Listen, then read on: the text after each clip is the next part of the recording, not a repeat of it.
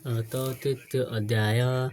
कुमारजी आज्ञा गर्नुहुन्छ अगस्त्य मुनि अष्ट प्रजापतिमा सबभन्दा जेठा प्रजापति थिए। तिनकी बिरणी नामकी स्वामी एक प्रतिबद्ध स्त्री थिइन्। बिरहणी गर्भिणी भइन् र 10 मास पूर्ण भएपछि पुत्री जन्मिन्। कस्ती कन्या भने 1000 सूर्यको जस्तो तेज भएकी 32 लक्षणले युक्त पद्मपत्र जस्तो नेत्र भएकी अरुण उदय भए जस्तो रक्तवर्ण भएकी हात्तीका सुँड जस्तो हात भएकी कदली स्तम्भ जस्तो तिघ्रा भएकी चन्द्रमाको जस्तो उज्जवल र शान्त मुख भएकी यस्ती परम सुन्दरी कन्या जन्मेकी देखि दक्ष प्रजापतिले आनन्द मान्दै आफ्ना गुरु पुरोहित वशिष्ठ आदि ज्योतिषीहरूलाई डाके विधिपूर्वक न्वारान गराए। सबै ऋषि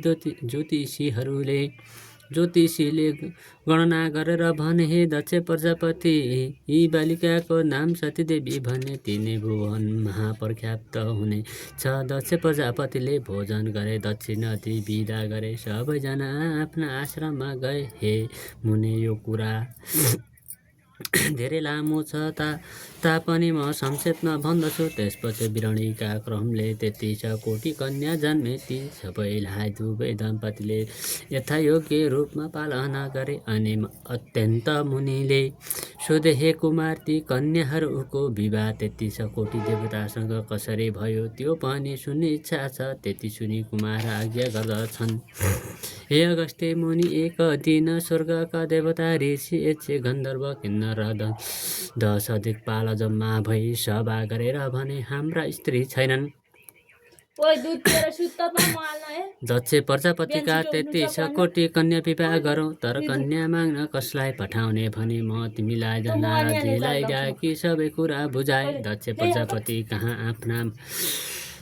प्रजापति कहाँ कन्या माग्न जाउँ भने नारदजीले स्वीकार गरी दक्ष प्रजापतिका घर गए। दक्ष प्रजापतिले उचित शिष्टाचार गरेर के कामले पाल्नुभयो भनी सोधे। आफूलाई देवताहरूले पठाएको कुरा सुनाए। हे दक्ष, तिम्रा 33 कोटी कन्या 33 कोटी देवताहरूलाई देऊ भनी नारदका कुरा सुनि दक्ष प्रजापति प्रसन्न भएर भने, हे नारद, तिमीले असल कुरा भन्यौ, म धन्य रहेछु। मेरा 33 कोटी कन्या 33 कोटी देवतालाई तिम्रो वचनले दिए। एउटी सती देवी मात्र दिने छैन, किनकि मेरा पुत्र छैन। सम्पत्तिको रक्षाको गर्लान्। अन्य सबै कन्या तिमी जहिले भन्छौ र जसलाई दिने भन्ने छौ उसैलाई दिनेछु। अब यहाँबाट गएर विवाहको दिन ठहराई पठाउन लगाऊ भनी अनेक उपचारले पूजा गरे। नारदजी दक्षसित बिदा मागी सरासर स्वर्ग गए। नारद आएको देखि देवताहरूले तिमी गएको काम के भयो भनी सोधे। नारदजीले सतीदेवी बाहेक अन्य सबै कन्या दिन्छु भन्ने कुरा सुनाए। अनि देवताहरूले धन्य नारद मुनि भन्दै प्रशंसा गरी विवाहको दिन ठहराई पठाए। त्यसपछि विवाहको सामग्री तयार गरी देवताहरू कन्यादान लिन भनी दक्षका घर पुगे।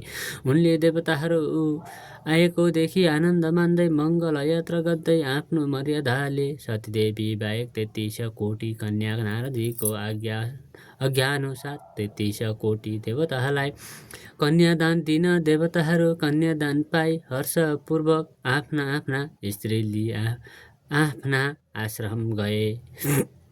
यो वृत्तान्त कैलाश पर्वतमा रहेका शिवजीले थाहा पाएर देवताहरूले मलाई बाहेक पारी एक वचन पनि नसोधी अरू आफूले कन्यादान लिएछन्। कैलाशको स्वामी भए पनि मेरा स्त्री छैनन्। अब मलाई कसले कन्या देला भनी धन्य ध्यान दृष्टिले विचार गरेर हेर्दा दक्षकी 33 कोटी कन्यामा सबभन्दा जेठी बाँकी नै रहेछिन्। देवताहरूले मेरो मर्यादा राखेकै रहेछन्। अब ती कन्या माग्न कसलाई पठाउँ? आफै जाउँ भने दक्षका घर गए। दक्षले महादेव आउन लागेको परैबाट देखि बिरणीसित भने, हे स्त्री, त्यो आउन लागेको महादेव हो के भन्न आयो भनी कुरा गर्दा गर्दै महादेव घर मुनि पुगेर बोलाउनु भयो अनि दक्षले झ्यालबाट हेरेर माथि आइज भनी ढाकेर सोधे, हे महादेव, आज त मेरा घरमा के कामले आइस भनी हेला गोर बोले। अनि महादेव भन्नुहुन्छ, दक्ष प्रजापति, तिम्रो घर आउने मेरो अरू केही प्रयोजन थिएन। तिमीले कृपा गर्नाले 33 कोटी देवताले कन्यादान पाएर उद्धार भए। अब सतीदेवी रहेकी रहेछन्, म योग्य पनि छु ती कन्या मलाई कृपा गर। महादेवको यस्तो वचन सुन्नासाथ दक्ष अत्यन्त रिसाई भने, हे पापिष्ट महादेव, मेरी कन्या सतीदेवी तेरो योग्य कसरी होली त? कस्तो भने मसानको खरानी घसी सर्पको गहना लगाई बाघको छाला ओढेर डम्बरो त्रिशूल लि बुढो साँडेमा चढेर हिँड्ने, विषभाङ धतुरो खाए भूत प्रेतले मसानमा बस्ने, दिगभर देख्दैमा पनि घिन लाग्ने, यस्तो तैँले मेरै मुख्यान्जी आई यस्तो अयोग्य कुरा गरी जा, मेरो घरमा नबस भनी पाखुरामा समाति धपाए। महादेवले यस्तो किसिमसित दक्षले क्षुद्र वचनद्वारा निन्दा गरेको सुनि साह्रै नै चित्त दुखाए। बाहिर आएर नदिने भए दिन्न भने भइजान्थ्यो, यस्तो निन्दा गर्ने कामै थिएन। अब कहाँ जाउँ, के गरौँ, ती कन्या कसैले मलाई पारिदेला भन्ने तर्क वितर्क गर्दै विष्णुको वैकुण्ठ धाममा पुग्नुभयो। विष्णुले शङ्करजी आएको देखि हत्तपत्त उठेर उच्चासनमा बसाली, के कामले आज परिश्रम गर्नुभयो भनी सोधे। अनि महादेवले आफू दक्षका घर गएको र उनले दुर्वाचन बोली अपमान गरेको सबै कुरा सुनाइसकेपछि, हे विष्णु, मेरा स्त्री छैनन्, त्यसैले घर पनि छैन, त्यही कुरा गर्न आएको हुँ। अब जसरी ती कन्या मेरी हुनेछिन् त्यही काम गर भन्नुभयो। महादेवको वचन सुनि विष्णुले भन्नुभयो, हे ईश्वर, यो काम म पार लगाउँला, हजुरले सन्देह गर्नु पर्दैन। म दक्षको घर जान्छु, म फर्केर नआउन्जेल हजुर यहीँ राज गर्नुहोला भनी महादेवलाई पर्खाई आफू दक्ष प्रजापतिको घर जानुभयो। दक्षले विष्णु आएको देखि माथि डाकेर आदर्शपूर्वक बसाली, हे विष्णु, आज मेरो घर किन पवित्र गर्नुभयो, आज्ञा होस् भनी सोधेपछि विष्णुले आज्ञा गर्नुभयो, हे दक्ष प्रजापति, केही माग्न आएको हुँ, दिने भए मात्र माग्दछु। त्यति सुन्नसाथ दक्षले भने, हे विष्णु, तिमीले मागेपछि जे वस्तु भए पनि दिनेछु, के चाहियो आज्ञा गर। त्यति सुनि विष्णु भन्नुहुन्छ, हे दक्ष प्रजापति, म वैकुण्ठको अधिपति भएर पनि मेरा स्त्री छैनन्। तिमीले कृपा गर्नाले 33 कोटी देवता कन्यादान पाई उद्धार भए। अब सतीदेवी छ, ती मलाई कृपा गर। विष्णुको यस्ता वचन सुनि दक्षले चिन्तित हुँदै भने, हे विष्णु, मेरा पुत्र नहुनाले सम्पत्तिको रक्षा गर्न राखेको दिउँ त उचित थिएन, तर बाचा गरेको हुनाले दिन कर लाग्यो। ती कन्या तिम्री बहिन, अब सुदिन ठहराई कन्यादान ल्याऊ। त्यति दक्षको वचन सुनि विष्णुले हुन्छ भने वैकुण्ठ जानुभयो। अनि विष्णु आएको देखेर महादेवले सोध्नुभयो, हे विष्णु, तिमी गएको काम कस्तो भयो? अनि विष्णुले उत्तर दिए, हे ईश्वर, म गएको काम पुग्ला जस्तो त भयो, तर आफैलाई भनी मागेर आएको छु।